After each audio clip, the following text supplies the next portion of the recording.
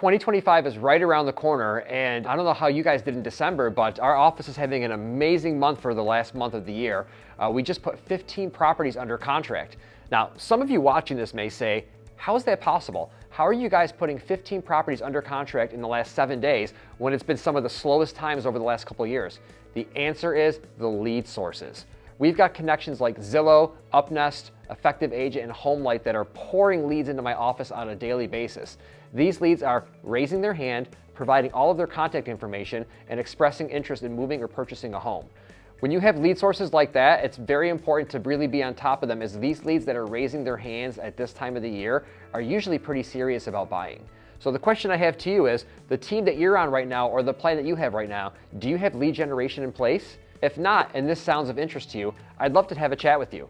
Please click on the link below and schedule a meeting to see if you're a good fit for our team. Thank you all and happy holidays.